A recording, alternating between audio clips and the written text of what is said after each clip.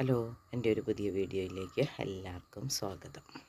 നമുക്കിന്നൊരു എല്ല് കറി വയ്ക്കാം. അപ്പോൾ എല്ല് ഞാൻ കൊണ്ടുവന്ന് ഒന്നും കൂടെ ഞുറുക്കി പൊക്കി കുറച്ച് നെയ്യൊക്കെ കളഞ്ഞെടുത്തിട്ടുണ്ട്.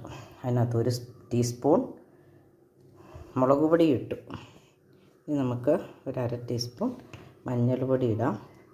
അതുപോലെ ഒരല്പം 2 ടീസ്പൂണോളം ഇട്ടിട്ടുണ്ട്. എല്ലിന് ഒത്തിരി മുളക് വേണ്ടല്ലോ, അതുകൊണ്ട് 1 ടീസ്പൂൺ മുളക് പൊടി ഇട്ടുള്ളൂ. 2 ടീസ്പൂൺ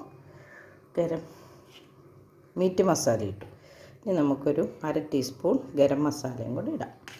ഇനി ഇതൊന്ന് തിരുമ്മി വയ്ക്കാം. എന്നിട്ട് ഉള്ളി, ഇഞ്ചി, വെളുത്തുള്ളി ഒക്കെ സംഘടിപ്പിച്ചുകൊണ്ട് വരാം. അന്നേരത്തിന് നമുക്ക് ഉപ്പിടാൻ മറന്നുപോയി. ഉപ്പും മുളകും പിടിക്കട്ടെ എന്ന് പറയാൻ തുടങ്ങിയപ്പോൾ ഉപ്പിട്ടില്ലെന്ന് ഓർത്തു.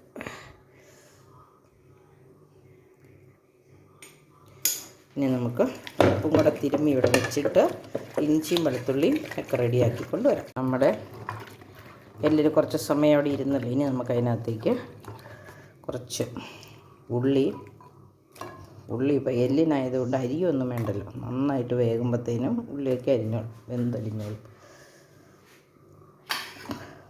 പിന്നെ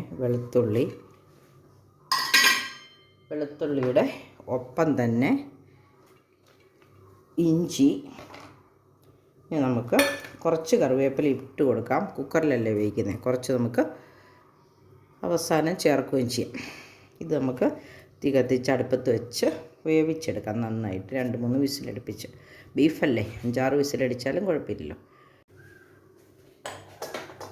തീ കത്തിച്ച് കൊടുക്കാം.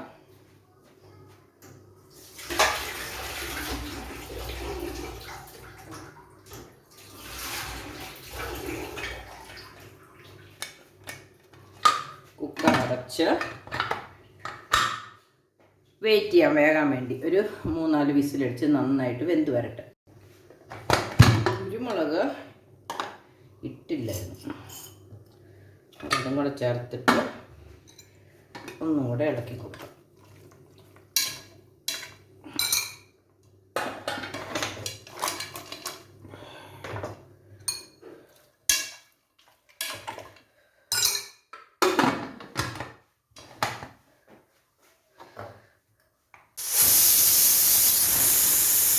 തീ കുറച്ച് വെച്ചിരിക്കുക. 5-6 വിസിലായി. ഇനി നമുക്ക് തീ ഓഫാക്കാം. കുറേ പ്രാവശ്യം വിസിലടിച്ചായിരുന്നു. നമുക്കിതൊന്ന് വെന്തോ നോക്കാം.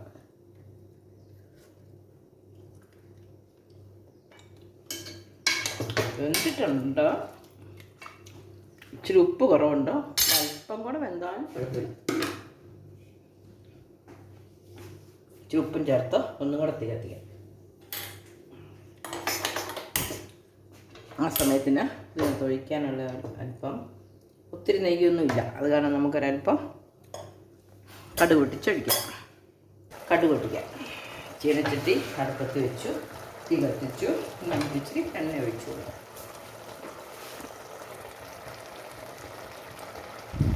ചീനച്ചട്ടി അടുപ്പത്തിരുന്ന് ചൂടായി, വെള്ളം പറ്റി, എണ്ണ ഒഴിച്ചു കൊടുത്തു.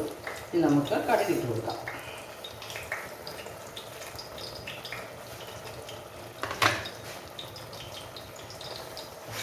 ഈ അടുപ്പുകളൊന്ന് മാറ്റി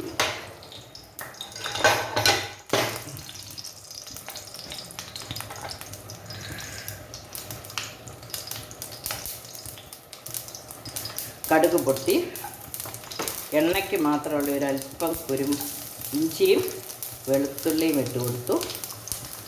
ഒരല്പം സബോള ഇട്ട് കൊടുത്തു. നമ്മൾ കൊച്ചുള്ളി ആവശ്യത്തിന് ചേർത്താണല്ലോ, അതൊരു അല്പം.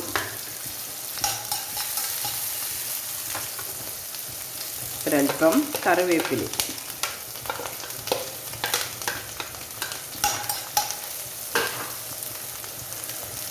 കറിക്ക് ഏതായാലും ഉപ്പ് കുറവാണ്, അപ്പോൾ സബോളയ്ക്കുള്ള ഉപ്പ് നമുക്കിവിടെ ഇട്ടേക്കാം.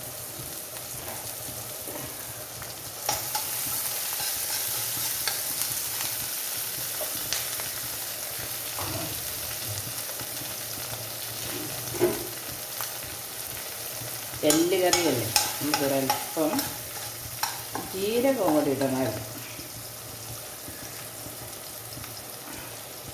പെരിഞ്ജീരകം ഇടാൻ ഇഷ്ടമുള്ളവർക്ക് അതും ഇടാൻ പറ്റും.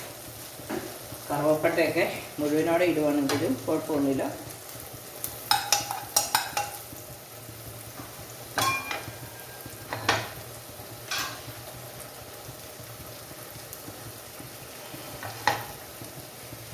ജീരകം ഒന്ന് ചൂടായി കുത്തി അത് മതി. ഇനി കുരുമുളക് പൊടി ഇട്ട് കൊടുക്കാം. ഒരൽപ്പം ഗരം മസാല. നല്ല കൊഴുപ്പ് വേണമെന്നുള്ളവർക്ക് മല്ലിപ്പൊടി ചേർക്കാം.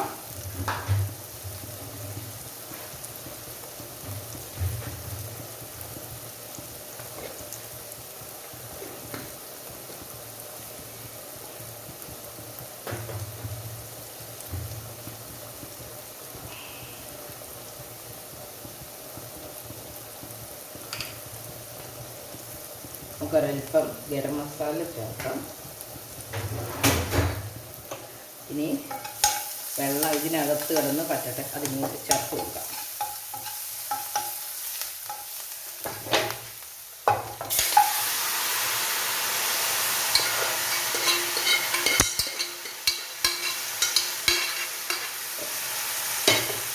ഒരു നല്ല മണമൊക്കെ വരുന്നുണ്ട് കേട്ടോ. നിങ്ങൾക്കറിയാൻ പറ്റില്ല, ആ കുരുമുളകും ജീരകമൊക്കെ കൂടെ മൂത്തതിൻ്റെ പിന്നെ എല്ല് വെന്തതിൻ്റെ ഒക്കെ ആയിട്ട് നല്ലൊരു മണം. ഇത് നമുക്ക് ഈ നിർത്തി വെക്കാം. ഒരല്പം ചാറ് വേണമല്ലോ, തീരെ ഉണങ്ങിപ്പോയാൽ എല്ലാം ഇങ്ങനെ കഴിയും. ഇതിനകത്തുനിന്ന് നമുക്ക് അല്പം എടുത്തിത് ചെണ്ടക്കപ്പയുടെ കൂടെയോ ചോറിൻ്റെ കൂടെയോ അപ്പത്തിൻ്റെ കൂടെയൊക്കെ കൂട്ടാം. നല്ല എല്ല് കറി. എല്ലെന്ന് പറഞ്ഞാൽ കാൽസ്യം ഉള്ളതാണ്. നല്ല എല്ലിനോട് ചേർന്നിരിക്കുന്ന ഇറച്ചിക്കാണ് ഗുണം കൂടുതലും, കൊളസ്ട്രോൾ കുറവുമൊക്കെ. അപ്പം നമുക്ക് എല്ല് ഇടയ്ക്കിടയ്ക്ക് ഇങ്ങനെ എല്ല് മേടിച്ച് തിന്നാൽ നമ്മൾക്ക് കാൽസ്യത്തിൻ്റെ കുറവും പരിഹരിക്കപ്പെടും.